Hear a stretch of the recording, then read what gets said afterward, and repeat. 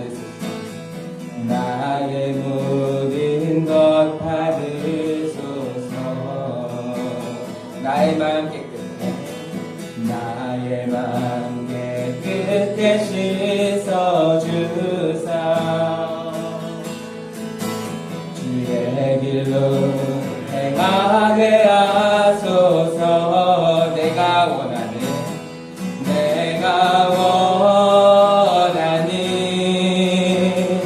한 가지 주님의 기쁨이 되는 것. 내가 원하는 한 가지 주님의 기쁨이 되는 것. 내가 원하는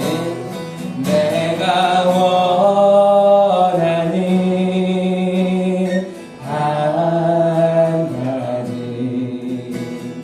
주님의 기쁨이 되는 것.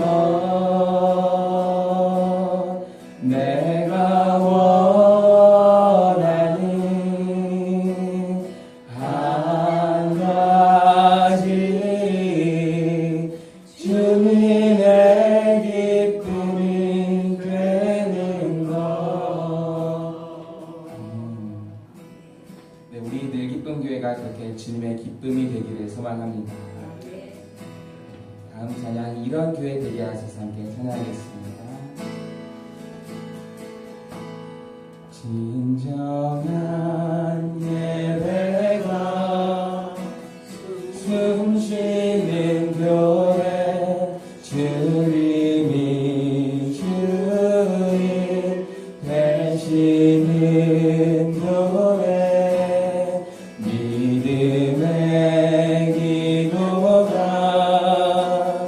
쌓이는 교회, 최고의 찬양을 드리는 말씀이 살아 움직이는, 말씀이 살아 움직이는 교회, 성도의 사랑이 넘치는 교회, 섬김과 헌신이 기쁨이 되어 열매 맺는 아름다운 교회. 주님의 마음 닮아서, 주님의 마음 닮아서 이웃을 사랑하는 교회, 주님의 영광을 위해서 빛 되신 주를 전하는 교회, 사랑의 불꽃이 활짝 피어난 날마다 사랑에 빠지는 교회, 주께서 사랑하는 우리 교회가 이런 교회 되게 하소서. 주께서 사랑하는 우리 교회가, 주께서 사랑하는 우리 교회가 이런 교회 되게 하소서.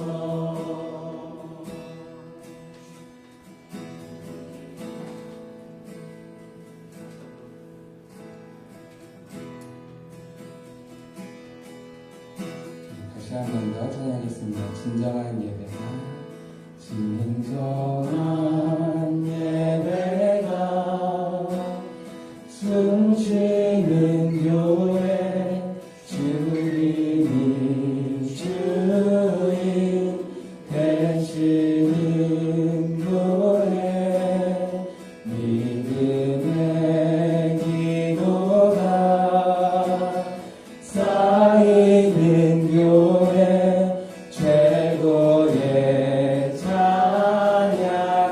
드리는 말씀이 살아 말씀이 살아 움직이는 교회 성도의 사랑이 넘치는 교회 주님과 헌신이 기쁨이 되어 열매 맺는 아름다운 주님의 마음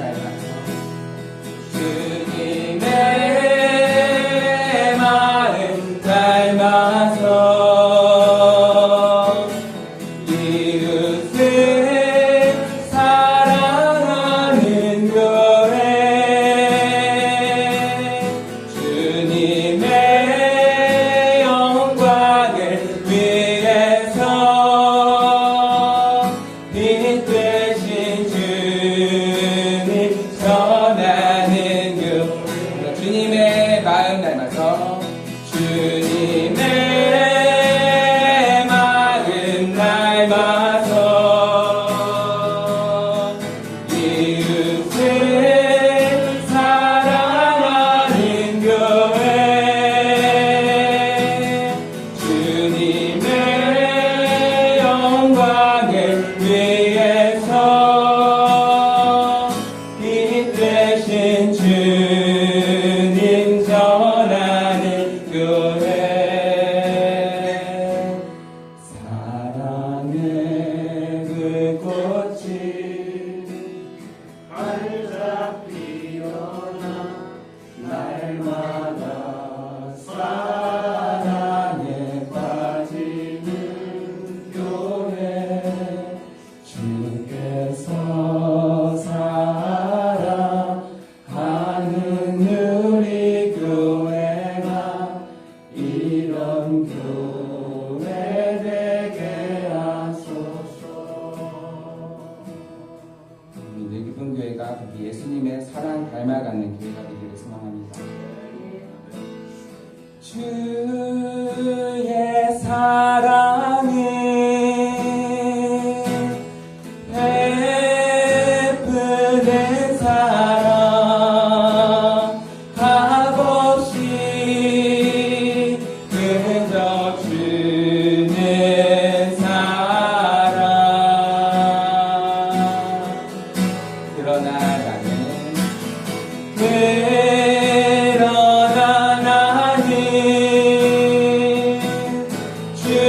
주는 것보다 받는 것 더욱 좋아하니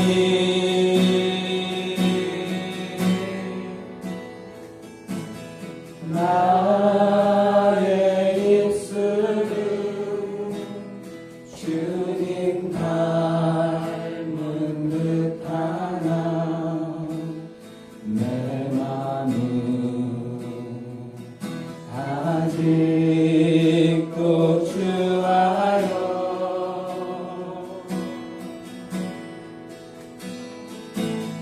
받을 사랑만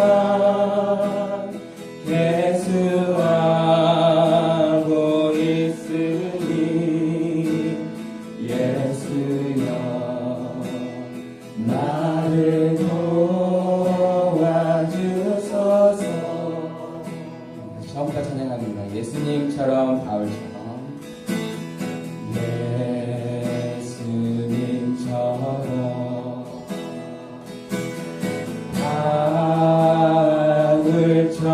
바울처럼 그렇게 살 순 없을까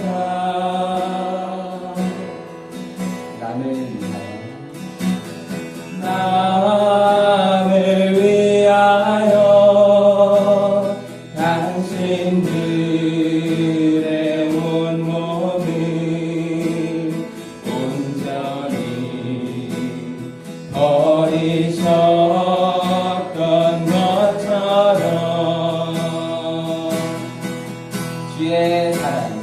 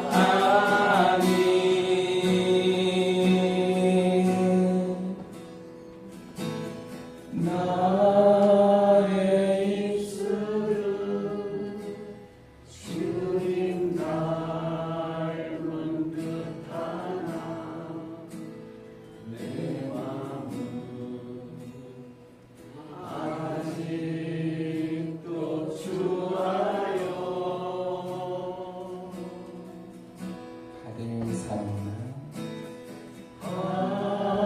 하늘 사랑나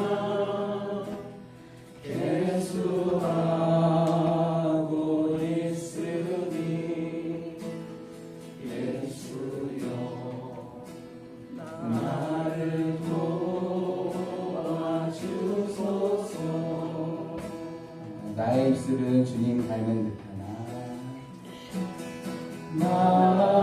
나의 입술은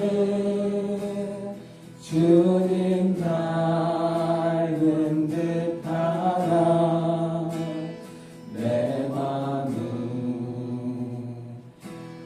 아직도 주하여 받을 사랑만 계수하고 있으니 받을 사랑만 계수하고 있으니 예수여 나를 도와주소서.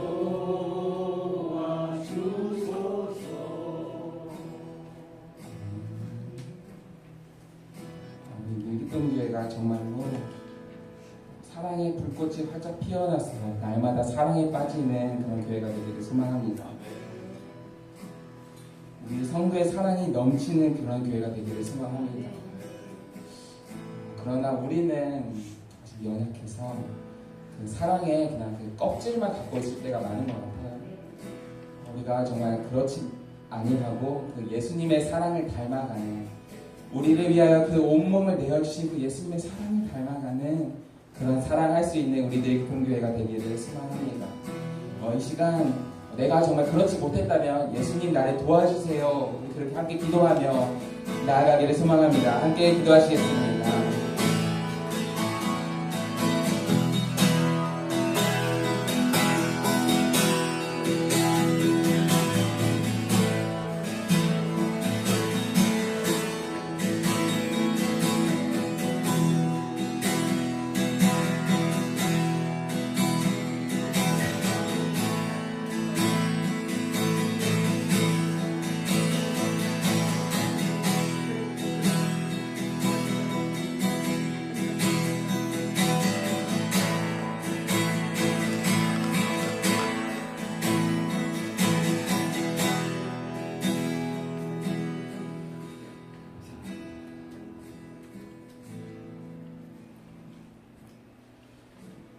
우리 주 예수 그리스도의 은혜와 하나님의 사랑과 성령의 교통하심이 여러분과 함께 하시기를 축복합니다. 다같이 사도신경으로 우리의 신앙을 고백하겠습니다. 전능하사 천지를 만드신 하나님 아버지를 내가 믿사오며 그 외아들 우리 주 예수 그리스도를 믿사오니 이는 성령으로 잉태하사 동정녀 마리아에게 나시고 본디오 빌라도에게 고난을 받으사 십자가에 못 박혀 죽으시고 장사한 지 사흘 만에 죽은 자 가운데서 다시 살아나시며 하늘로 오사 전능하신 하나님 우편에 앉아 계시다가 절서 산자와 죽은 자를 심판하러 오신다. 성령을 믿사오며 거룩한 공효와 성도가 저로한 것과 죄를 사할 수 있는 것과 몸이 다시 산 것과 영원히 산 것을 믿사옵나이다. 아멘. 찬송드립니다. 202장 찬송 부르시면서 준비하시면 함께 하겠습니다.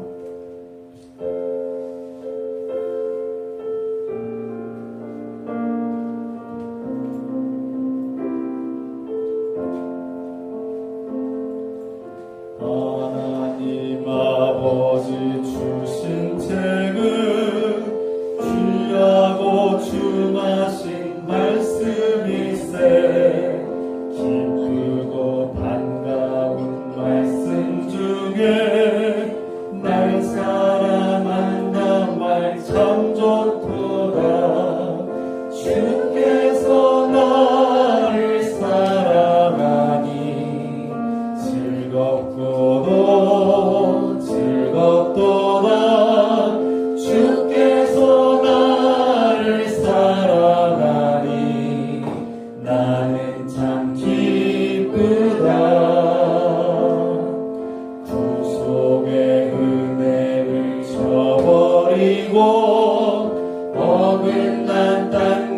길로 가다가도 예수의 사랑만 생각하며 곧 다시 예수께 돌아오리. 주께서 나를 사랑하니 즐겁고도 즐겁도다. 주께서 나를 사랑하니 나는 참 기쁘다. 구주의 영광을 바라보며 예수의 이름을 찬양하리. 영원히 찬양할 나의 노래. 예수의 이름이 귀하도다. 주께서 나를 사랑하니 즐겁고도 즐겁도다. 주께서 나를 사랑하니 나는 참 기쁘다. 주 예수 날 사랑하시오니 나 또한 예수를 찬양하네. 날 구원하시려 내려오사 십자가 위에서 죽으셨네. 주께서 나를 사랑하니 즐겁도다 즐겁도다. 주께서 나를 사랑하니 나는 참 기쁘다. 주 예수 날 사랑하시오니 마귀가 놀라서 물러가네. 주 나를 이렇게 사랑하니 그 사랑 어떻게 보답할까. 주께서 나를 사랑하니 즐겁고도 즐겁도다. 주께서 나를 사랑하니 나는 참 기쁘다. 주께서 나를 사랑하니 주께서 나를 사랑하니 즐겁고도 즐겁도다. 주께서 나를 사랑하니 나는 참 기쁘다.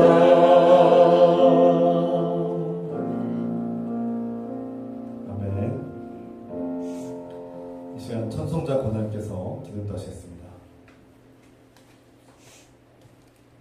사랑하는 하나님 아버지, 어느새 여름이 끝나고 가을이 시작되었습니다. 주일에 다 함께 모여 주님을 찬양하고 기뻐하며 예배드립니다. 주님께서 우리의 예배를 기쁘게 받아주시고 함께 하시옵소서. 주님, 이틀 전 폭우로 인해 침수피해를 당한 사람들을 도와주시기를 기도합니다. 지난날 저희가 하나님을 사랑하지 않고 저희 마음대로 살아왔음을 회개합니다. 주님께서 자비와 긍휼을 베풀어주시고 죄와 죽음에서 건져주시며 생명과 자유와 진리의 길로 인도하옵소서. 주님, 우리가 하나님의 자녀로서 권능을 받고 사탄 마귀를 대적하며 날마다 승리하게 하옵소서. 주님, 광야 같은 인생 길에서 만나와 매출하기를 먹여주시고 생수를 마시게 하소서. 주님, 저희 건강된 길, 안전, 인간관계를 복된 길로 이끌어 주옵소서. 날마다 주님께서 베풀어 주신 은혜와 사랑을 기억하며 살게 하소서. 주님께서 우리의 죄와 잘못을 용서하신 것처럼 우리도 다른 사람들을 용서하며 살게 하소서. 우리 교회가 주님의 영광을 드러내고 하나님 나라를 펼치게 하옵소서. 예수 그리스도의 이름으로 기도합니다. 아멘.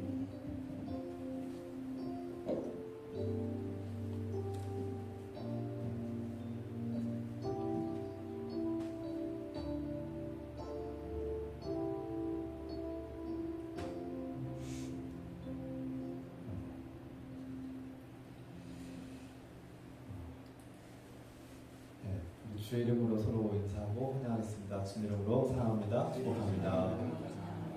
반갑습니다. 환영합니다. 예배 나오신 여러분들을 진심으로 환영하고 축복합니다. 오늘은 창조절 넷째 주일 예배고요. 다음 주일은 창조절 다섯째 주일 예배가 됩니다. 2024년도 비전과 목표는 기도로 승리하자입니다. 기도의 능력을 경험하는 한 해가 되기를 소망합니다. 오늘부터 공동체 예수 식사를 다시금 재개합니다. 한동안 코로나 오미크론 변이 바이러스를 대비하고 연로하신 분들을 보호하기 위해서 멈췄던 그 식사를 다시 재개합니다. 또 식사를 준비하신 여러분들 그 손길, 귀한 손길과 그 섬김을 진심으로 감사드립니다. 재직 교육이 있습니다. 10월 6일부터 주일 예배를 마친 후에 재직 예비 후보자들을 대상으로 6주 동안 그렇게 교육하겠습니다. 식사 후에 20분 정도 이렇게 두 분 있죠. 우리 김동현 성도님, 박인균 형제 이렇게 예비 재직 교육을 재직 예비 교육을 이렇게 하겠습니다. 장소는 소모임방 1층에서 하겠습니다. 10월 6일부터 시작합니다. 다음 달이죠. 이 시간 중보기도 하겠습니다. 이 시간은 기도의 훈련을 받는 시간이고요. 또 형제 자매들을 위해서 기도하는 시간입니다. 함께 교회 공동체를 위해서 또 연약하신 건강과 또 생업으로 인해서 고통받는 분들 또 여러 가지 어려움 속에 있는 형제 자매들을 우리가 떠올리면서 서로 위해서 기도하고요. 또 아프신 우리 권사님 위해서 또 함께 기도합시다. 사랑하는 아버지, 우리 형제 자매들을 위해서 우리가 기도합니다. 생업에 어려움을 겪고 있는 형제 자매들을 주께서 아시니 비상하시고 도와주시고 주님 삶을 열어주시기 기도합니다. 주님 도와주시옵소서. 취업과 생계를 주께서 열어주시고 인도해 주시옵소서. 우리에게 지혜를 더해 주시옵소서. 주님 질병과 아픔 속에 고통하는 형제 자매들이 있습니다. 주님 불쌍히 여주시옵소서. 질병 속에서 아픔 속에서 괴로워하면서도 이 자리를 나온 공사님 형제 자매들을 불쌍히 도와주시옵소서. 주님 힘주시고 질병 싸워 이기고 승리하게 하여 주시옵소서. 주님 앞으로 교회가 하나님의 일꾼들을 세우자 재직교육을 합니다. 6주 동안 함께 하시고 이 재직교육 훈련과 목적과 이유를 주께서 분명하게 알게 하시고 우리 교회가 든든히 서가시도록 축복하시옵소서. 주님 이 재직 훈련 주일의 가운데서 이루어지게 도와주시옵소서. 공동체를 주님께 의지하며 주님께 예수 그리스도 이름으로 감사하며 기도드립니다. 아멘.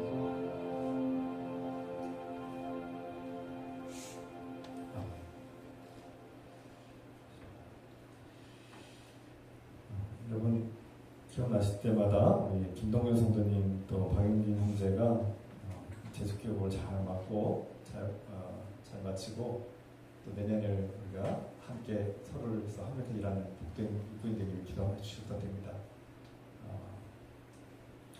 이 시간 하나님의 말씀 함께 나누겠습니다. 하나님께서 우리에게 주신 말씀 출애굽기 20장 1절부터 17절입니다. 다 같이 하나님 말씀입니다. 자리에서 하셔서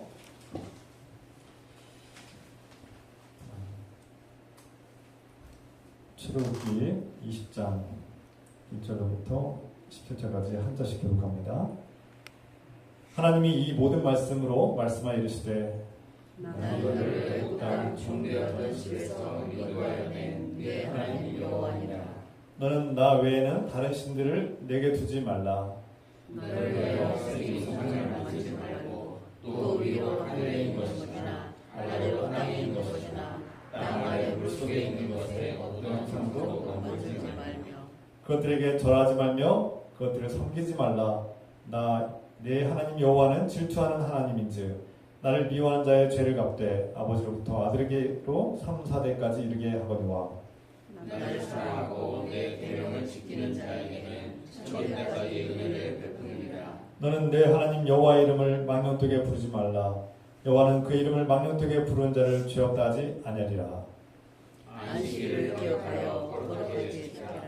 엿새 동안은 힘써 내 모든 일을 행할 것이나 일곱째 날은 네 하나님 여호와의 안식일인즉 너나 네 아들이나 내 딸이나 내 남종이나 내 여종이나 내 가축이나 내 문화나 내 먹는 일이라고 아무도 하지 말라. 이는 엿새 동안에 나 여호와가 하늘과 땅과 바다와 그 가운데 모든 것을 만들고 일곱째 날에 쉬었습니다.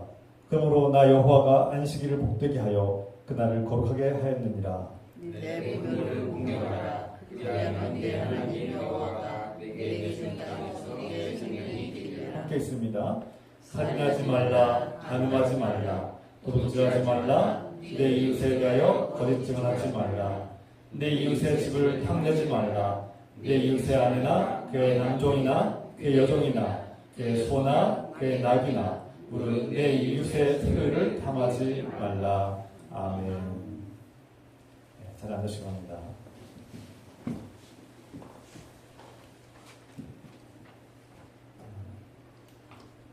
우리 주일마다 이렇게 예배에 나오신 여러분들 진심으로 환영하고 축복하는데요. 이 자리에 나오신 분들은 하나님이 누구신지를 알고 있는 분들이죠.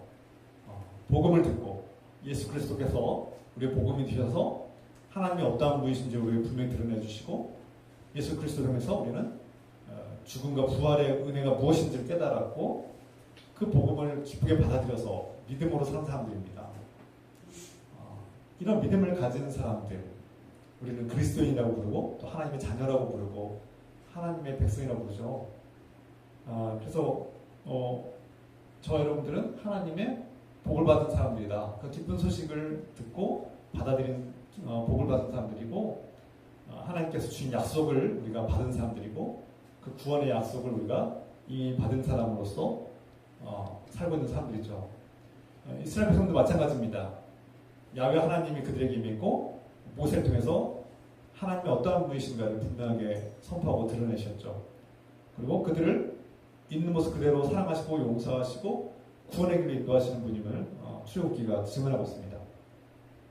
그래서 우리는 출애굽기를 통해서 구약성경에 나오는 그 하나님이 우리가 믿는 하나님이시고 예수 그리스도를 통해서 증언된 그 하나님 아버지이시고 이 땅에 육신으로 오신 그 하나님이 바로 예수 그리스도이시고 예수 그리스도를 통해서 우리는 하나님 아버지가 우리를 사랑하시는 우리의 아버지이시고 우리의 구원자이심을 우리는 함께 믿고 고백하게 됩니다. 이 모든 것이 이제 그리스도인들의 고백인데요. 믿음과 고백인데 하나님을 만난 사람들은 이 믿음의 고백을 가지고 예수 그리스도의 은혜를 받은 사람으로서 살되 거기서 끝나는 것이 아니라 여기서 끝나면 불완전한 복음이 됩니다. 이 복음이 완성되려면 한 단계 더 나아가야 되는데 하나님의 사랑을 받은 자, 하나님이 나를 구원하셨음을 알고 깨달은 사람은 어떻게 살아가야 되느냐? 이 성화의 문제가 우리에게 있다는 겁니다. 이것을 그리스도인들이 외면해서 안 된다는 거예요. 그래서 하나님을 만난 사람들은 선택의 기로에 서게 된다. 하나님을 믿고 내가 믿음으로 받아들이고 결단해야 되는 선택. 그리고 하나님을 믿는 사람들은 어떻게 살아가야 되는가? 이 삶을 통해서 하나님께서 나에게 무엇을 원하시는가? 이제 나를 사랑으로 있는 모습 그대로 사랑하시고 구원해 주시는 하나님께서 내가 어떻게 살길 원하시는가? 이 문제를 우리가 고민해야 된다는 거예요. 그런데 성경에서 우리가 어떻게 살아가야 될지를 분명히 말씀하고 있습니다. 근데 그 창세기로부터 요한계시록에 이르기까지 그 모든 성경의 핵심 내용이 무엇일까? 구약성경의 핵심 내용은 그 파라오의 노예로 살고 있던 잔인하고 비인간적인 삶을 폭력에 억눌린 삶을 살고 있던 이스라엘 백성들을 구원하시는 하나님의 은혜를 우리가 찬양하고 구원받고 은혜를 받은 사람들은 어떻게 살아가야 되는가 이제 이 문제를 성경이 다루고 있는 거예요. 그리고 신약 성경에서 예수님은 우리가 하나님의 사랑받는 자녀로서 예수 그리스도의 은혜를 받은 자녀들이 어떻게 살아가야 되는가 이 문제를 또 말씀하고 있어요. 그것의 핵심이 무엇이냐 이미 우리가 다 알고 있어요. 성경이 어떻게 보면은 어렵게 느껴지고 고대에 있었던 일들이 해석하기 어려울 수도 있고 성경에 좀 모순돼 보이게 모순처럼 보이는 그런 장면들도 있습니다. 그래서 우리가 하나님에 대한 오해할 수도 있고요. 어려워요. 그런데 성경의 핵심만 알면 어렵지 않습니다. 성경의 핵심이 뭡니까? 이 10계명에 나타나는 건데요. 성경의 핵심은 바로 두 가지입니다. 따라합시다. 하나님 사랑합시다. 하나님 사랑합시다. 이웃을 사랑합시다. 이웃을 사랑합시다. 이 두 가지로 다 요약된다는 거예요. 그러니까 우리가 하나님이 어떤 분인가, 내가 어떻게 구원받았는가, 예수님이 어떤 분이신가, 내가 어떻게 살아가야 되는가, 어떻게 보면 복잡하고 어렵게 느껴지지만 단순하게 두 가지로 요약된다는 거예요. 모든 성경은 하나님을 사랑하라, 네 이웃을 사랑하라 이 두 가지로 요약되고 핵심이 귀결된다는 겁니다. 그러니까 그리스도인이 성경을 많이 성경에 대한 지식을 쌓아가는 거 중요한데요. 이 성경을 제대로 이해하려면 두 가지만 알면 된다는 거예요. 이 성경이 결국은 하나님을 사랑하라는 말씀을 이렇게 하고 있는 거구나. 그리고 두 번째로 이웃을 사랑하는 사람이 하나님을 사랑하는 사람이구나. 이 두 가지가 떼려야 뗄 수 없는 중요한 하나님의 명령이구나. 이것을 깨달은 사람은 성경이 아무리 어렵게 느껴지더라도 이 두 가지만 알면 성경을 다 해석할 수 있다는 겁니다. 그리고 설교에서도 마찬가지예요. 하나님께서 저에게 주시는 모든 말씀의 핵심은 바로 하나님을 사랑하는 것이고 이웃을, 내 형제 자매를 사랑하는 거예요. 이게 두 가지 핵심입니다. 그래서 어렵지 않습니다. 그래서 성경에 대해서 저는 모릅니다. 저는 성경 잘 몰라요. 이러신 분들이 있는데 성경의 모든 핵심은 하나님을 사랑하는 것이고 내 이웃을 사랑하라. 이거 두 가지입니다. 라고 말하면 대부분 문제는 다 해결됩니다. 어렵지 않아요. 저는 성경도 모르고 말씀도 모릅니다. 그런 분들 걱정하지 마십시오. 성경의 모든 말씀은 하나님을 사랑하라, 이웃을 사랑하라 이 두 가지로 핵심이다. 이 두 가지가 핵심이다. 이것만 기억하시면 대부분 문제가 해결됩니다. 오늘 출애굽기에서는요. 출애굽기 20장에서는 하나님께서 이스라엘 백성들에게 10가지 명령을 내리십니다. 10가지 명령을 선포하고 모세를 통해서 이 말씀을 전하시는데요. 우리가 이 10가지 10계명의 핵심 내용이 무엇인가를 잠깐 살펴보겠습니다. 10계명 10가지의 내용은 첫 번째, 하나님만 섬겨라. 두 번째, 우상을 만들지 말라. 세 번째, 하나님 이름을 많은 뜻에 부르지 말라. 존중하라. 네 번째, 안식일을 거룩하게 지켜라. 다섯 번째, 부모를 공경하라. 여섯 번째, 살인하지 말라. 일곱 번째, 간음하지 말라. 여덟 번째, 도둑질하지 말라. 아홉 번째, 거짓 증언하지 말라. 열 번째, 이웃의 소유를 탐내지 말라. 물론 학절마다 이것을 10개로 나눌 수도 있고 11개로 나눌 수도 있고 12개까지 나누는 사람도 있습니다. 중요하지 않아요. 핵심은 뭡니까? 이 10가지의 이 하나님의 명령은 크게 두 가지 핵심으로 나눠진다는 거예요. 이 10가지를 다 지키고 살려면 쉽지 않겠다. 내가 10가지를 잘 지키고 있는가? 그 10개만 지키면 끝나는가? 이런 생각들이 들 수 있습니다. 근데 이 핵심은 무엇이냐? 하나님께서 이 말씀을 우리에게 주시는 핵심은 바로 하나님을 사랑하라는 거예요. 그리고 내 이웃을 사랑하라. 이 두 가지만 알면은 이 모든 말씀이 다 담겨 있다는 거예요. 이 10계명의 목적과 취지가 바로 거기에 있다는 겁니다. 예수님께서 말씀하셨죠. 마가복음 12장 28절부터 31절의 말씀입니다. 서기관 중 한 사람이 그들이 변론하는 것을 듣고 예수께서 잘 대답하신 줄을 알고 나와 묻되 모든 계명 중에 첫째가 무엇입니까? 예수께서 대답하시되 첫째는 이것이니 이스라엘아 들으라. 주 곧 우리 하나님은 유일한 주시라. 내 마음을 다하고 목숨을 다하고 뜻을 다하고 힘을 다하여 주 너희 하나님을 사랑하라 하신 것이요. 둘째는 이것이니 내 이웃을 내 자신과 같이 사랑하라 하신 것이다. 이보다 더 큰 계명이 없느니라. 예수님께서 이스라엘에는 수백 가지의 정말 600개가 넘는 율법과 계명이 있습니다. 이거 하지 말라, 저거 하지 말라, 저거 하지 말라. 600개가 넘는 계명과 율법이 있어요. 그 600개를 다 기억하기도 어렵겠지만 알아도 못 지킵니다. 그래서 율법으로 구원받지 못한다고 예수께서 말씀하셨죠. 이 세상에 율법을 다 지키는 사람이 없어요. 그리고 이 10계명과 율법을 다 지킨다고 할지라도 그것은 정말 하나님의 뜻대로 살았는지는 또 다른 겁니다. 무슨 뜻입니까? 이따가 다시 뒤에서 말씀드리겠지만 내가 사람을 죽이지 않았지만 예수께서 뭐라고 말씀하세요? 네가 마음속으로 살인한 것도 살인이다. 내가 누가 칼로 사람을 죽이지 않았을지라도 내가 살인하지 않았습니다라고 떳떳하게 하나님 옆에 설 수 없다는 거예요. 왜 그렇습니까? 마음으로 누군가에게 칼을 들이대고 상처 주는 말을 통해서 누군가의 마음을 죽였다면 그것도 살인이라는 거예요. 이 세상에 상처를 주지 않은 사람 누가 있겠습니까? 우리가 상처받지 않은 사람 누가 있습니까?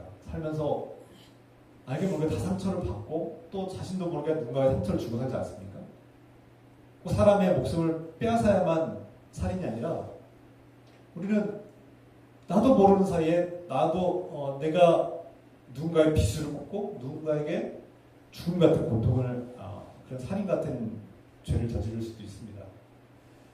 죽어가는 사람을 외면하는 것, 고통 속에서 죽어가는 사람을 모른 척 외면하는 것도 그것도 하나님 보실 때는 의로움이 아닌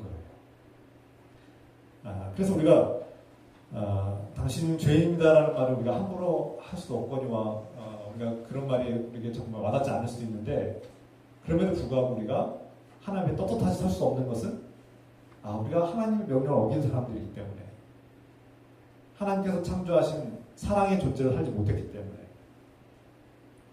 또 나아가서 하나님 안에서 살지 않았기 때문에 살아계신 하나님 안에 거하지 못하고 하나님 밖에서 내 마음대로 내가 다른 것을 숭배하며 살았기 때문에 우리가 죄인이라고 할 수가 없는 거죠.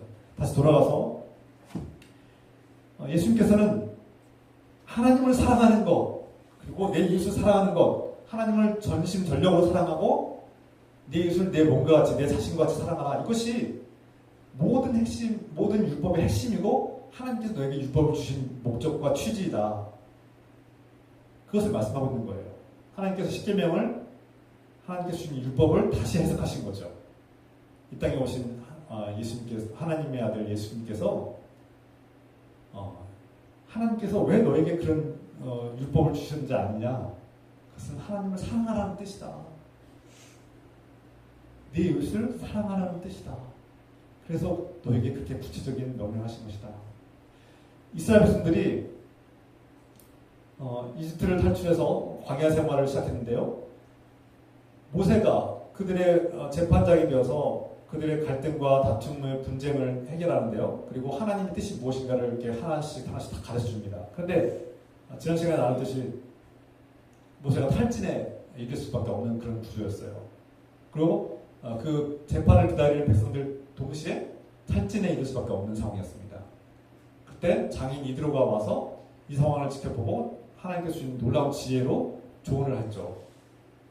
효과적인 시스템과 체계와 조직을 만들어서 사람들을 세우고 1000부장, 100부장, 50부장, 10부장을 세워서 그들이 작고 큰 일에 대한 재판을 하게 하고 도무지 그들 안에서 해결되지 않는 그들이 해결할 수 없는 일은 모세에게로 가져오겠습니다. 이로써 서로 탈진에 빠지지 않는 시스템을 만들고 하나님께 모세가 하나님의 음성을 듣고 하나님 말씀에 전심으로 귀 기울이고 기도할 수 있는 그런 시간과 에너지를 그런 힘을 갖게 하셨고 백성들도 그 긴 줄에서 뼈 앞에 서서 재판을 기다리다 지치는 일이 없도록 그 시급한 분쟁들이 빨리빨리 해결될 수 있도록 적절한 시기에 해결될 수 있도록 효과적인 시스템을 만들었죠. 그래서 우리가 이런 시스템, 효과적인 시스템이 만들어지면서 이스라엘 백성들이 공동체에서 하나님이 그들의 왕이시고 왕 대신 하나님의 통치를 받고 하나님께서 유임해 주신 그 권능과 인사와 어떤 직분을 통해서 그 공동체가 유지되고 있습니다.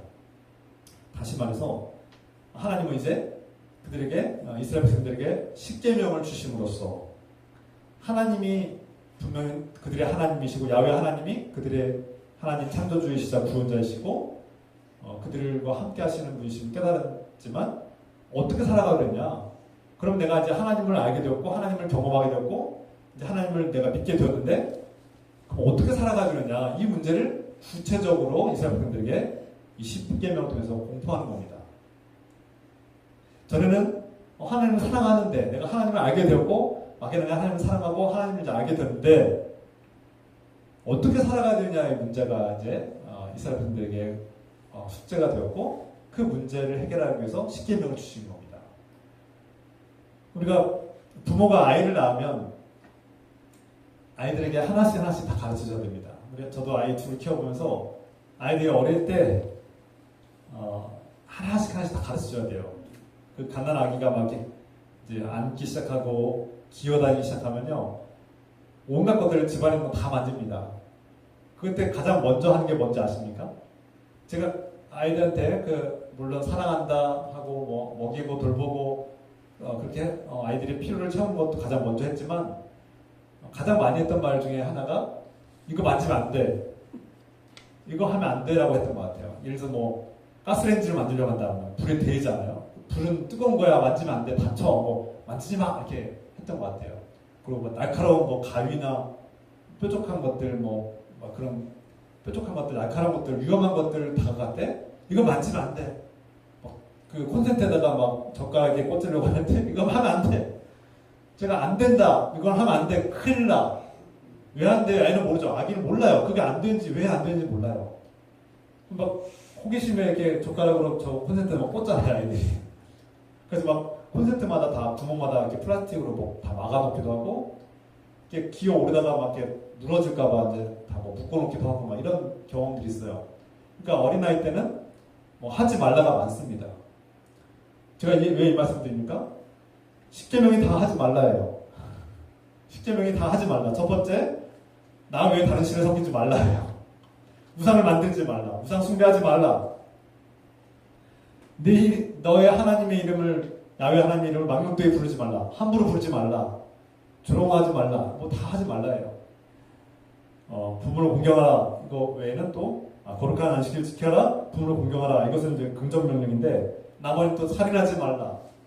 간음하지 말라. 도둑질하지 말라. 거짓 증언하지 말라. 네 이웃의 것을 훔치지 말라. 탐내지 말라. 도둑질하지 말라. 다 이런 하지 말라예요. 하지 말라. 그러니까 이스라엘 백성들은 하나님을 만난 지 얼마 안 되는 어린아이 같은 상태, 영적 상태가 어린아이 같아요. 그럴 때 어떻게 합니까? 영적 상태가 어린아이 같은 경우에는 이것이 옳은지 그른지 분별하지 못해요. 그래서 하지 말라는 것을 먼저 가르칩니다. 제가 생각할 때, 제가 볼 때 하나님께서 이 십계명을 하지 말라고 하는 이 명령은 어린아이 같은 이스라엘 백성들에게 하나님께서 가장 미워하시는 행동들을 하지 말라고 경고하신 거예요. 그래서 어린아이를 길러보신 분들 뭐 기억이 가물가물하시고 아예 어린아이를 길러본 경험도 없으신 분도 계시겠지만 하나님께서 엄하게 뭐 하지 마! 이건 하지면 안 돼! 라고 말할 때 내 영적 상태가 어린아이 같구나. 내가 어린아이 같아서 내가 아직 옳고 그름을 분별하지 못하기 때문에 하나님께서 이걸 하면 안 돼! 라고 이렇게 강하게 말씀하시는 거구나. 그런데 이제 하나님을 깊이 알고 하나님 말씀도 깊이 알고 하나님과 오랜 세월을 동안 함께하고 성장하고 성숙할수록 어떻게 됩니까? 이제 뭐 하지 말라는 줄어듭니다. 뭐 하지 말라가 줄어들어요. 이제 대신에 어떻게 살아가야 되는가에 대한 방향을 갖추시죠. 방향. 그리고 하나님께서 어떠한 것을 기뻐하시는지를 더 가르쳐 주시죠. 이스라엘 백성들에게 이 십계명은 바로 그런 것입니다. 그런데 예수님께서는 이제 때가 되셔서 이스라엘 백성들에게 그 십계명의 가장 중요한 핵심과 취지와 목적은 이거 뭐 하면 안 돼, 이거 하면 안 돼, 그리고 이거 안 하면 천국 가. 하나님 말씀대로 이거 안 했으니까, 넌 살인 안 했으니까, 도둑질 안 했으니까 천국 갈 거야. 이렇게 생각하면 안 된다는 거예요. 그 하나님께 주신 율법의 목적과 취지는 너의 하나님 야훼 하나님, 그분이 너의 창조주이시고 구원자이시고 너를 사랑하시는 분이므로 너도 그분의 사랑에 응답하여서 그분께 감사하고 그분을 찬양하고 예배하는 것이 마땅하다, 이 말씀을 하는 거예요. 네가 거저받은 그 하나님의 놀라운 사랑을 너도 반응해서 하나님을 전심전력으로 사랑하라. 우상 숭배하지 말라. 우상을 생기지도 말고 만들지도 말라. 우상 숭배하지 말고 우상 간직하지 말라. 이 모든 것은 결국 한마디로 말해서 하나님을 사랑하라는 거예요.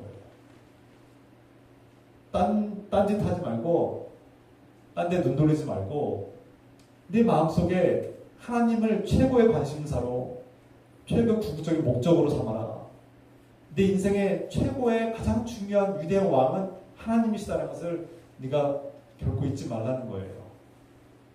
다시 말해서 우상이란 하나님이 나의 최고 우선순위, 하나님이 나의 궁극적인 최고의 목적이 아니라 하나님은 그저 내가 살아가는 데 도움이 되는 존재, 내가 필요할 때만 찾아서 그 도움을 구하는 존재 정도로만 여긴다면 진정한 하나님으로 볼 수 없는 거죠.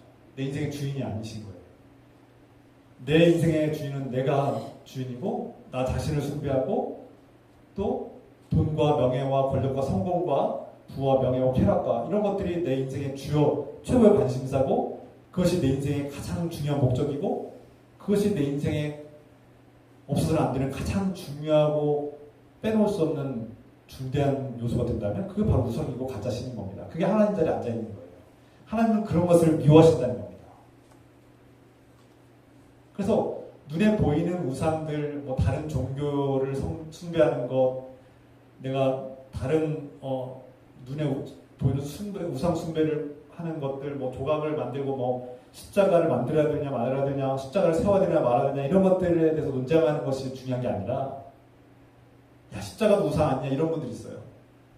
그게 중요한 게 아니라는 거예요. 너 십계명 어겼어. 십자가를 뭐 새기지 말라고, 만들지 말라고, 새기지 말라고, 세우지 말라고 했는데 또 십자가를 세웠어. 뭐 소모상을 세웠어. 막 이런 것들로 논쟁하는데 그 논쟁은 핵심이 아니에요. 그런 것들은 저 부수적인 것들이에요. 핵심은 무엇입니까? 너 하나님을 사랑하니? 그걸 묻는 거예요.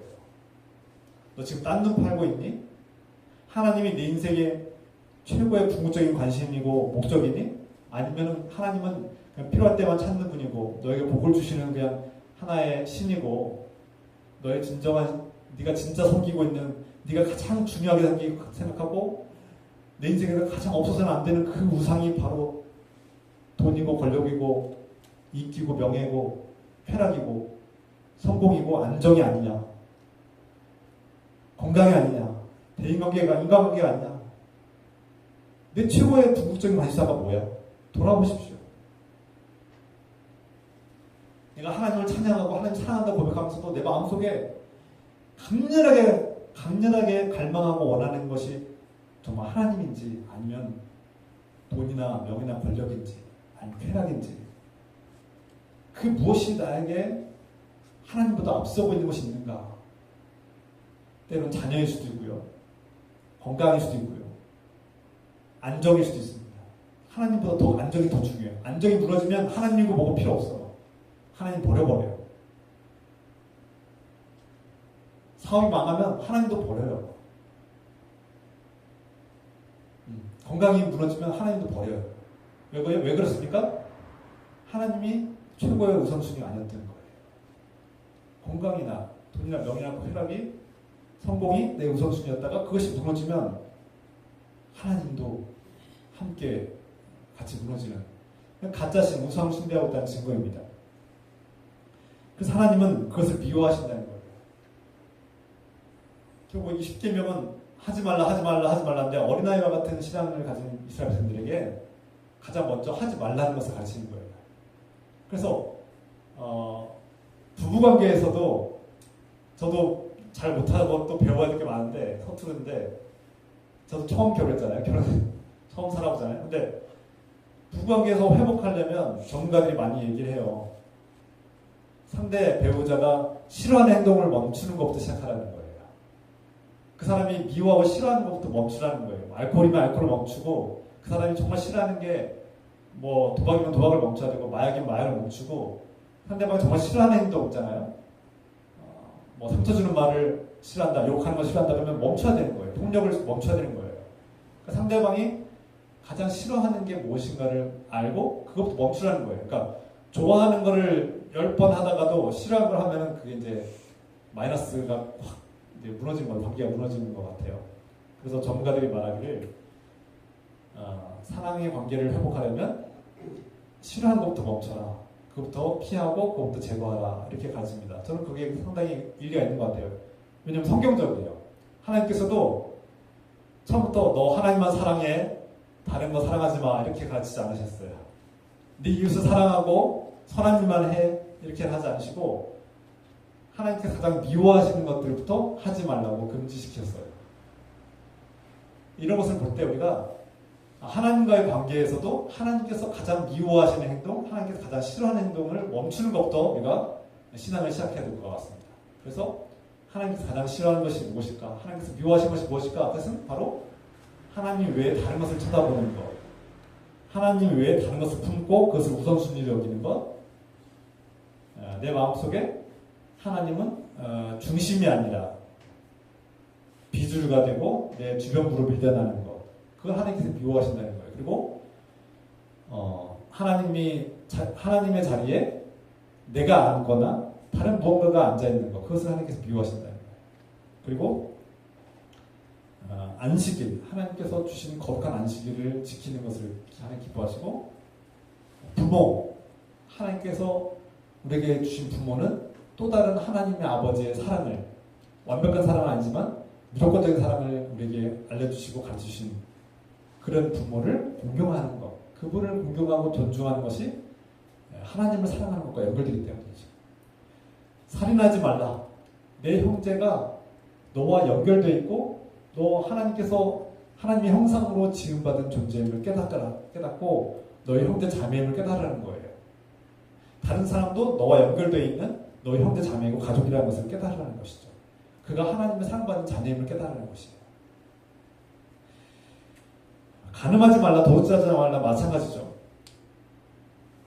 내 형제가 내 가족이고 또 다른 너임을 깨닫고 그가 그의 것을 해치고 간음하는 것은 그 상대방도 더럽히는 것이고 동시에 너 자신도 더럽혀지는 것이다. 이것을 깨달으라는 거예요. 그리고 도둑질하지 말라. 다른 사람의 것, 내 것과 다른 사람의 것을 소중하게 여기고 내 것처럼 다른 사람의 것도 소중하게 여기라는 것이죠. 거짓 증언하지 말라. 제가 이 10계명 하나하나를 다 이렇게 증언하려면 굉장히 긴데요. 요약해서 전합니다. 거짓 증언하는 것은 이 잘못된 거짓 증언으로 누군가를 죽일 수 있습니다. 재판 과정에서 거짓 증언은 억울하게 아무런 죄가 없는 사람을 죽일 수 있는 간접 살인이죠. 이것을 또한 이웃을 살인하는 것과 마찬가지가 될 수 있습니다. 이웃의 소유를 탐내지 말아라. 누구의 것을 지나치게 부러워하고 시기 질투하고 탐내는 것, 이런 것들이 다 너희 형제를 해치는 것이고 하나님께서 미워하시는 행동이다. 그러니까 형제 자매를, 내 이웃을 내 자신처럼 소중하게 여기라. 그들도 하나님의 사랑받는 자녀요, 하나님의 형상으로 지음받은 소중한 하나님의 자녀라는 것을 우리에게 가르쳐주고 있습니다. 그래서 사도 바울은 이렇게 말씀하고 있죠. 로마서 13장 10절에서 사랑은 이웃에게 악을 행하지 아니하나니 그러므로 사랑은 율법의 완성이니라. 결국 하나님께서 수백 가지, 수천 가지의 율법을 주시고 이거 하면 안 돼, 이거 하면 안 돼, 이거 하면 안 돼, 이거 하면 안 돼. 정말 셀 수 없이 많은 율법을 주셨는데 이것을 다 지키는 것은 어쩌면 인간에게 참 불가능한 일 같이 보여요. 그런데 하나님께서는 그 모든 율법의 핵심과 목적은 바로 하나님을 사랑하는 것이고 내 형제를 사랑하는 것이다. 네 형제 자매를 사랑하는 것이다. 이웃을 사랑하는 것이다.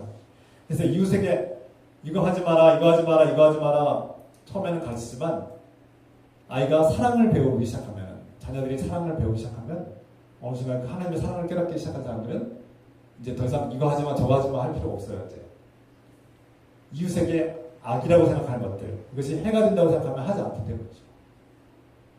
그래서 예수 그리스도를 닮은 하나님의 사랑을 받고 그 사랑을 품고 살아가는 사람들을, 그 하나님의 사랑과 은혜를 깨닫는 사람들은 구체적으로 뭐 이거 하면 안 돼, 저거 하면 안 돼, 저거 하면 안 돼 이렇게 할 필요가 없어요.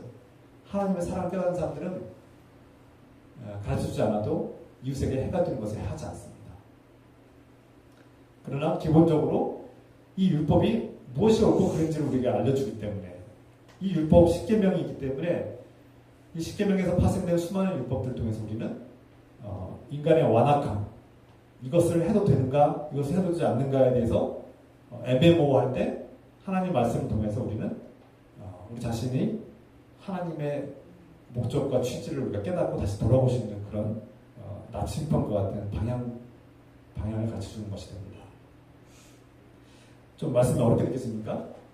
하나님의 사랑, 이웃사랑 이렇게 말씀하면 좀 막연하게 들릴 수도 있고 좀 추상적으로 들릴 수 있어요. 사랑, 그래 사랑하라, 좋은 말씀이구나 이렇게 끝나면은 너무나 막연해요. 좀 더 구체적으로 우리가 그럼 하나님의 사랑을 어떻게 실천하며 살아가야 될까? 이 교회 공동체 안에서 또 교회 밖에서, 가정에서, 일터에서, 직장에서 나의 일상생활 속에서 나는 어떻게 그러면 하나님을 사랑하고 내 형제 자매들을 사랑할 수 있을 것인가? 어떻게 살아야 됩니까? 예수님께서 구체적으로 말씀하셨어요. 한 비유를 말씀하셨죠.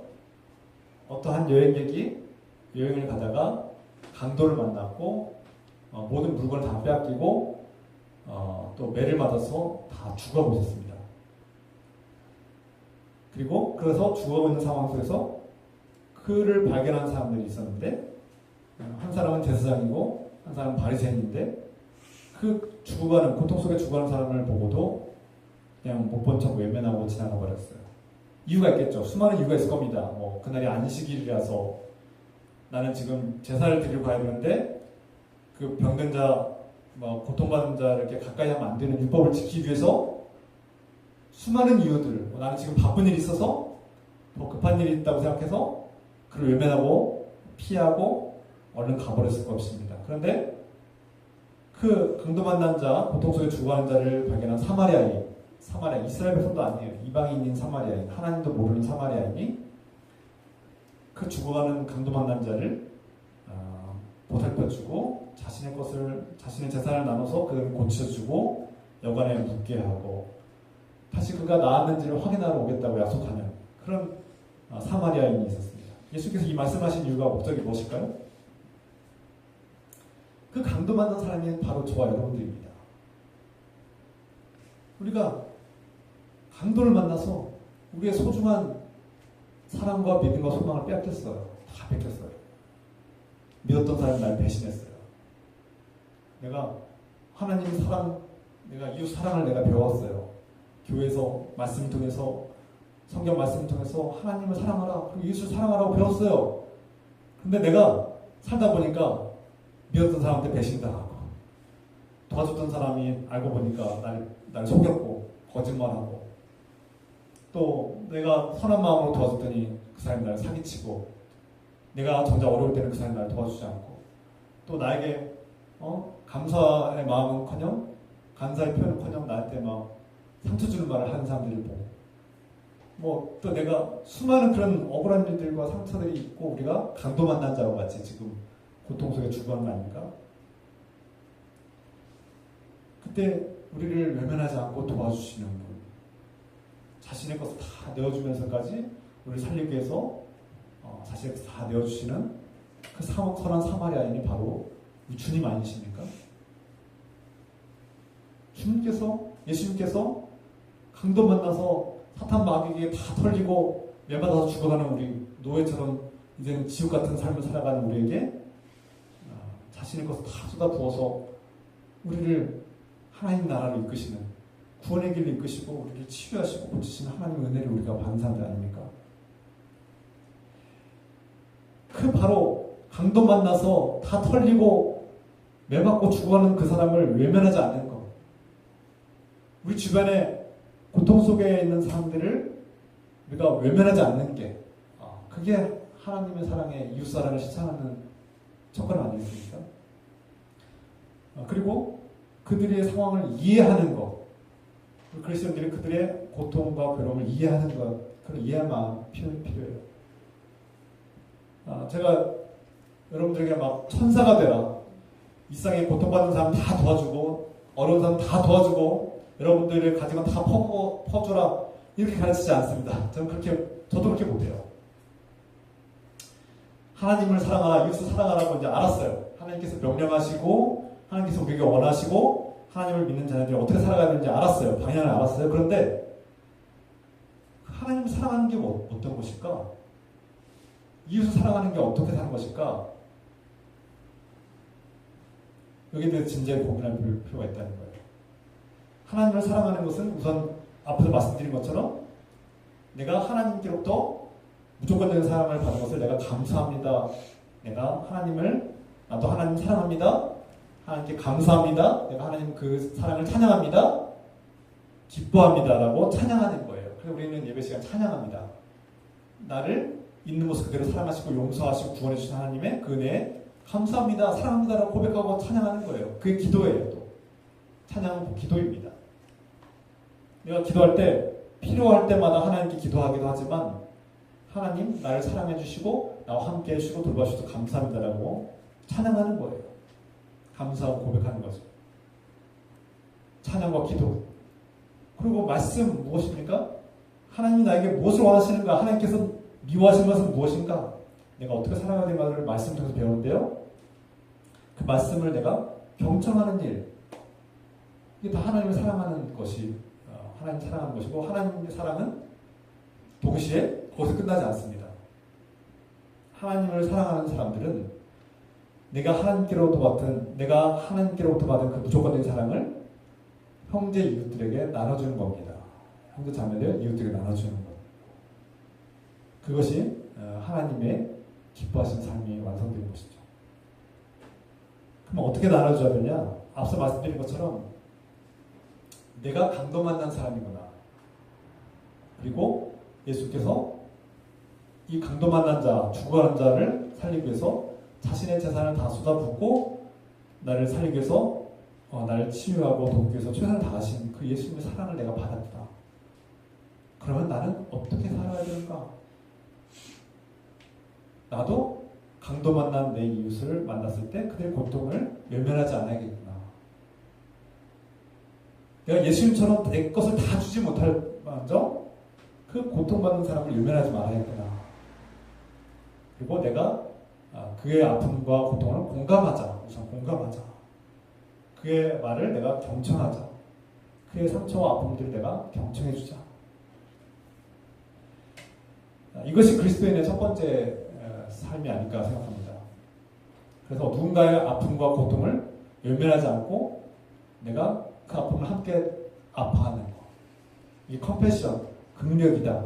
누군가를 긍휼적인 마음으로 그를 바라보는 것. 함께 해주는 것. 그런데 제가 요즘 인터넷을 보니까 막 저한테 전화도 와요. 전화도 문자도 와요. 저 돈 좀 보내주세요. 뭐 느깊은 교회 목사님이세요? 저 5만 원만 보내주세요. 추석이죠? 설날이죠? 10만 원만 좀 보내주세요. 저 가난하고 힘들어서 죽겠어요. 저 지금 죽을 것 같아요. 빨리 10만 원만 보내주세요. 막 이런 문자도 받고요. 전화도 받고요.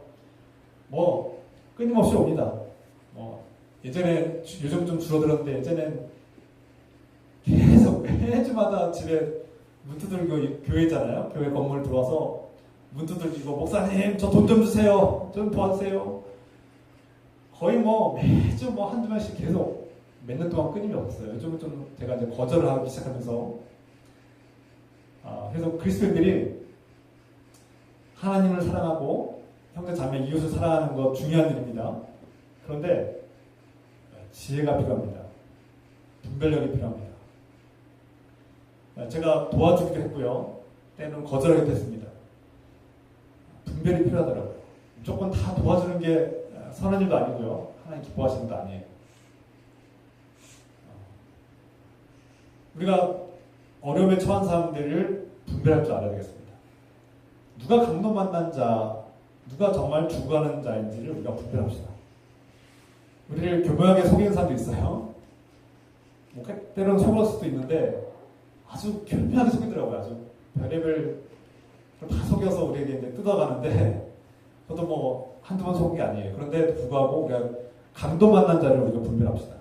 누가 정말 강도 만나서 그 몸과 마음을 다 뺏기고 피폐해져서 죽어버리는지 그 고통받는 사람을 우리가 분별할 줄 알아야 되겠어요. 그러니까 달라고 하면 다 주는 사람은 세상 말로 호구예요. 그거는 이용당하는 겁니다. 그거 오히려 더 망치는 거예요. 아, 그 사람들이 더 즐깁니다. 그 사람들이 그리스도인들은 이용해도 되는 사람들이구나. 우리가 조금만 이렇게 속이면 금방 이용당하는 사람들이구나. 그래서 나중에는 어떻게 됩니까?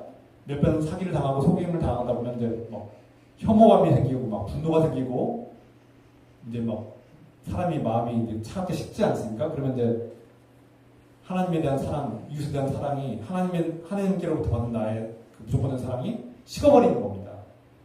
다 의심하게 되고 하나님의 사랑을 이웃에게 흘려보내야 되는데 그 사랑을 차단하게 버리고 썩어버리는 겁니다. 그 하나님의 사랑이 나를 통해서 흘러가야 되는데 이게 차단되는 거예요. 자꾸 의심하게 되고 자꾸 냉랭해지고 막 또 속을까봐 막 겁나게 되고 무서워하고 두려워하게 되고. 그래서 저는 이 시대를 살아가는 그리스도인들은 특히 인터넷과 막 이런 수많은 막 해킹 막 이런 것들이 있는 사회 속에서 우리는 분별을 하기 필요합니다. 요즘은 AI를 통해서 보이스피싱 막 디페이크로 막 목소리까지 속이고 전화했는데 막 엄마 나 좀 도와주세요 막 아들과 딸을 목소리가 다 변조하지 않습니까? AI가 다 할 수 있습니다. 기술이 엄청나게 발전했어요. 얼마든지 속일 수 있어요.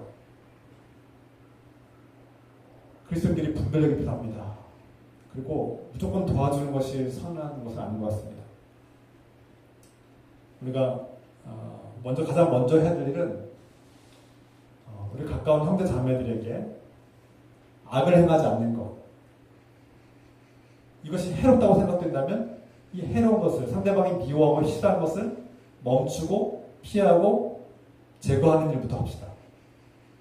저 권사님은 저 집사님은 이런 걸 싫어하시는 것 같아. 내가 그분께 막 선물을 주고 막 좋은 말을 칭찬해주고 평소에 좋은 막을 좋은 걸 막 해주려고 노력하는 것도 필요하지만 그분이 제일 싫어하는 거, 그분이 정말 미워하고 막 정말 싫어하는 것이 있어요. 그런 것들이 있다면 서로 그런 말과 행동을 멈춰야 됩니다. 그런 말과 행동을 피해야 됩니다. 그게 교회 공동체부터 시작돼야 되고 우리 가정에서 시작돼야 되고 부부 관계에서 시작돼야 됩니다. 부모와 자녀의 관계도 마찬가지예요. 내 자녀가 이런 행동을 너무 싫어하는 것 같아. 내 자녀가 이런 행동을 내 부모님이 이거는 너무 싫어하시고 너무 미워하시는 것 같아. 그러면 그것부터 제거합시다. 내가 막 돈을 벌어다 주고 용돈을 주고 막 이런 것들도 필요하지만 가장 먼저 싫어하는 것부터 멈춥시다. 그러니까 이웃사랑 너무나 거창해요. 너무나 막연해요. 너무나 막막해요. 너무나 추상적이에요. 그런데 구체적으로 가자는 거예요. 내 배우자가, 내 자녀가, 내 부모님이, 내 형제 자매들이 싫어하는 행동부터 멈추자. 미워하는 행동부터 멈추고 피하자. 하지 말자. 그분 이런 거 싫어하시지? 하지 말자. 내 이웃이, 옆집 사람들이 이거는 싫어하는 것 같아. 이거는 하지 말자. 우리 그리스도인들이 다른 사람들에게 피해를 주지 않는 것부터 멈춰야 됩니다.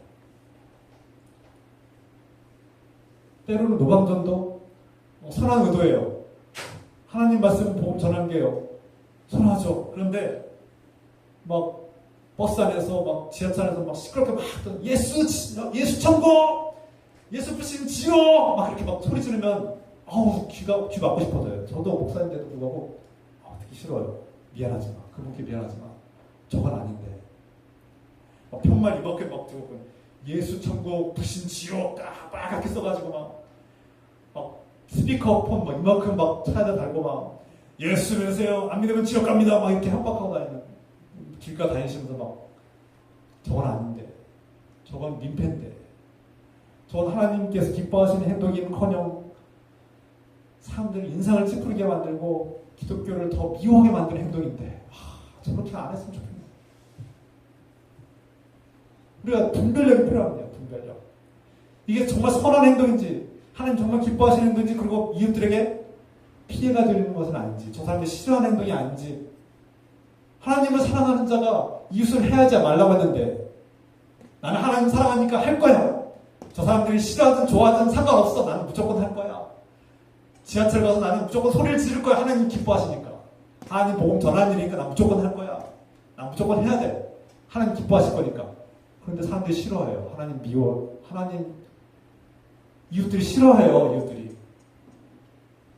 우리 이웃들이 싫어해요. 제가 너무 흥분했나요? 싫어하는 행동을 하지 말라는 거예요. 우리가 가장 먼저 해야 될 일은 이웃들에게 해가 되는 일, 이것이 이웃들이 싫어하는 일이고 해가 된다고 생각되면 하지 않는 거예요. 그렇다고 복음을 전하지 말라는 게 아니에요. 이웃들에게 해가 되지 않는 방법을 찾자는 거예요. 그들이 공감할 수 있는 그런 말과 행동으로 그들을 이해하면서 그들을 존중하면서 다가갈 수 있는 그런 방법을 찾자는 거예요. 누군가의 고통을 외면하지 말자는 거예요. 이웃사랑이 너무나 거창하고 막막하지만, 추상적이지만, 우리가 두세 가지, 오늘 말씀드린 두세 가지, 그들이 미워하고 싫어하는 행동을 멈추자. 그리고 고통받는, 강도만난 자와 같은 자들을 분별해서 그들의 고통을 외면하지 말자는 거예요. 그냥 누가 돈 달라고 하면 무조건 주는 사람이 되지 말라고요. 그거는 말씀드리죠. 호프되지 말고요. 이용당하지 말고요. 그 이용당하면 더 망가지는 겁니다. 교회를 더 우습게 봅니다. 저도 그렇게 안 합니다, 이제는. 차라리 교회로 와서 얘기하자고요. 얘기한 다음에 그 사람이 정말 강도 만난 사람인지 분별하고 그 다음에 주자는 거예요. 주지 말자는 게 아닙니다. 분별하자는 거예요. 정말 강도 받는 사람 분별하자. 그리고 고통받는 사람 외면하지 말자. 오늘 이 10계명, 하나님께서 주신 이 10계명이 하나님을 사랑하고 이웃을 사랑하자는 이 말씀이 우리에게, 우리 삶 속에, 우리 가정에서, 우리 직장에서 이 말씀이 적용되고 실천되기를, 열매 맺기를 주 예수 그리스도의 이름으로 축원합니다. 기도합시다. 사랑하는 하나님 아버지, 하나님의 10계명의 말씀 10가지 명령을 듣습니다. 이 10가지 명령의 핵심이 하나님을 사랑하라는 것이고, 우리 그 사랑이 형제 자매들에게 흘러가게 하는 것이고, 형제 자매들 속에서 그 사랑이 펼쳐지게 하는 것임을 하나님의 뜻이고 목적임을 깨닫습니다. 주님, 이 말씀 깨닫고 하나님 사랑, 이웃 사랑을 펼쳐갈 때 우리에게 분별력을 주셔서 강도 만난 자, 그 강도 만난 자의 이웃이 되어서 그 죽어가는 자를 우리가 보살피고 돕고 섬기고 그를 치유하고 그가 다시 회복될 수 있도록 돕는 자가 되게 하시고, 분별하겠습니다. 우리를 이용하려는 자들, 우리를 조롱한 자들이 너무나 많습니다. 분별하여서 이용당하지 않게 하시고, 우리가 꼭 만나서 도와줘야 될 강도 만난 자를 진심으로 도울 수 있는, 먼저 이웃들이 가장 싫어하는 것, 미워하는 행동을 멈추는 것부터 시작하게 하시고, 고통받는 자들을 외면하지 않도록 지켜주시고, 고통받는 자들을 외면하지 않는 마음 주시옵소서. 우리가 예수님을 닮아서 분별하고 예수님과처럼 또 우리 삶 속에서 살아가도록 도와주시옵소서. 함께 우리 이 시간 이 말씀을 우리가 또 결단하는 마음으로 함께 합심해서 기도하겠습니다. 주님 외치며 기도하겠습니다. 주여, 주여, 하나님 아버지, 하나님 아버지, 하나님의 십계명을 우리가 듣습니다. 하나님께서 왜 그 십계명을 우리에게 주셨는지 깨닫습니다.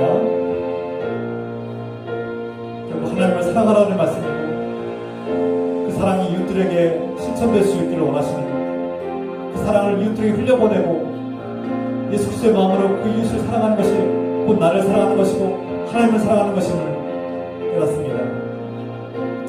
다만 우리 자신을 돌보고 보호하고 지키고 형제 자매들, 그 강도 만난 자를 분별하게 하시고, 그래서 고통받는 자를 외면하지 않게 하시고, 우리 이웃들에게 해를 끼치는 일이 사라지고 주님의 사랑으로 율법을 완성하는 자가 될 수 있도록 도와주시옵소서. 주님, 하나님의 사랑을 받은 자로서 하나님의 하나님의 사랑을 펼쳐갈 수 있도록 도와주시옵소서. 주님, 하나님을 사랑하는 자로서 어떻게 살아가야 될지 깨닫게 하여 주시옵소서. 주님, 고통받는 자를 외면하지 않는 삶이 되소서. 분별력을 주시옵소서.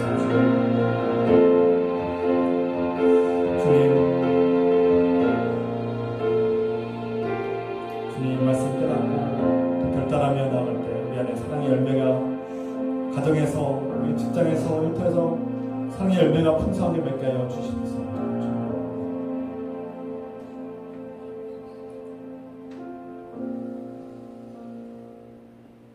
사랑하는 아버지, 주님의 10가지 명령을 통해서 우리는 하나님을 사랑하라, 네 이웃을 사랑하라는 말씀 깨닫습니다.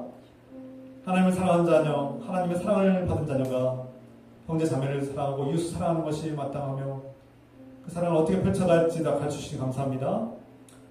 우선 형제 자매들이 우리 이웃이 싫어하고 미워하는 행동을 멈추게 하시고 피하게 하시고 제거하게 해주시며 강도 만난 자를 우리가 분별하고 그 고통 속에 죽어가는 자를 외면하지 않냐고 예수님의 마음으로 돌보고 섬길 수 있는 그런 삶이 우리 안에 펼쳐지게 하소서. 우리는 강도 만난 자와 같사오니 서로를 돌보게 하시고 서로를 치유하고 서로를 아끼며 서로를 돌보게 하옵소서. 이제는 사탄 마귀에게 다 빼앗기고 두들겨 맞고 목숨까지 생명까지 빼앗긴 우리를 건전해 주시고 살려주시고 치유해 주신 우리 주 예수 그리스도의 은혜와 우리를 있는 모습 그대로 사랑하시고 우리의 고통을 외면하지 않으시고 우리를 붙들어주시는 하나님 아버지의 끝없는 사랑하심과 우리에게 이웃을 불쌍히 여기고 사랑하시는 마음을 주시는 성령님의 교통과 역사하심이 오늘 주님께 나오는 거룩한 주님의 자녀들 위해 지금부터 영원토록 함께해 주시기를 간절히 축원하옵나이다. 아멘.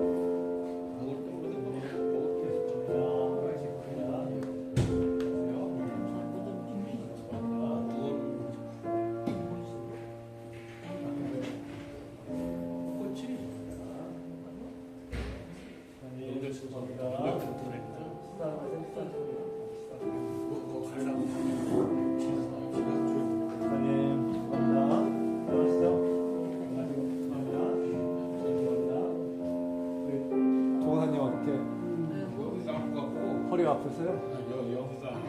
엉치가